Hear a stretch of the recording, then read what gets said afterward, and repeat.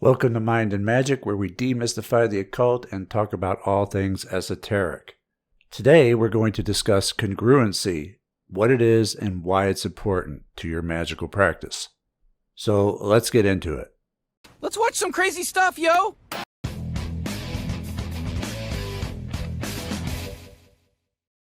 All right, so we've talked a lot about balance on this channel and how it's key to everything. Everything is a balancing act. And congruency is a part of that. We've also discussed paradigms before, and congruency is also a part of that. If your head and heart are not in alignment, for example, you are incongruent. The struggle between head and heart is classic incongruency. So part of the magician's job is to align everything so that you are congruent. And that begins with knowing what it is that you want. You also need to know yourself. Because another way that people can be incongruent is feeling one way on the inside but displaying an entirely different person on the outside. Whether it be to please other people, not rock the boat, your inner self is not aligning with your outer self. And the thing about that is people can sense it. Your subconscious will give tells to clue people in, and their subconscious will pick up on it. This is when people come across as awkward or creepy, because people can sense that there's something off about them. People who are incongruent in this way come across as untrustworthy. You can be the most honest person there is, but if you're incongruent, you will come across as untrustworthy because the person you're not being honest with is yourself. You are out of alignment. On the inside, you're one way, but on the outside, you're displaying something entirely different, and it's seen as awkward, weird, creepy, and untrustworthy. Now, I said that being congruent is important, but it's much more than that. It will affect your entire life, beginning with how people see you.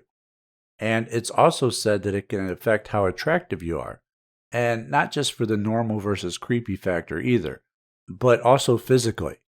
Beauty in many respects is based on symmetry, being equal on both sides, particularly the face. And it's been said that the right side of the face reflects what you're projecting outwardly, and the left side of the face is reflective of your inward self. And if you're congruent, then both sides match and you are symmetrically attractive. Where the more incongruent you are, the less symmetry you have and the less attractive you will be.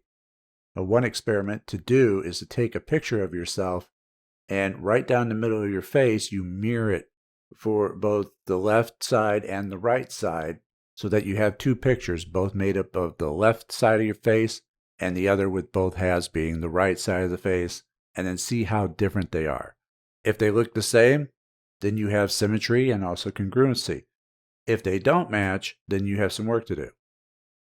Now, of course, this doesn't take into account birth defects or accidents or strokes, etc., etc. There are many reasons why you may not be symmetrical that aren't based on congruency. We're just talking normal circumstances here. Now, it's a very interesting experiment.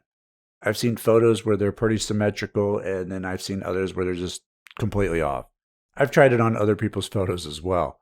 I've seen the right sides look very meek, while the left side looks very strong and menacing, or vice versa. Now, don't freak out if your face isn't perfectly symmetrical. It's not the end of the world.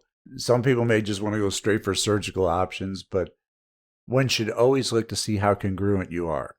Are you the person that you want to be, both inside and out? And we're not just talking your inner conscious thoughts either. We're talking about your subconscious as well.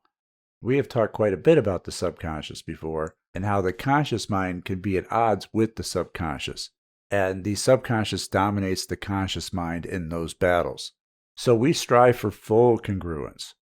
And this isn't always easy, but it is made easier with magic. And that's where a lot of the work is done. Sigil magic is particularly good with making internal changes, or to even help you truly express who you are inside if that is your situation. What it really comes down to is this. How do you expect to progress if you're constantly at war with yourself? How are you going to conquer and succeed in the world if you cannot bring your own incongruency to heal. When you are in opposition to yourself, you can't get anywhere.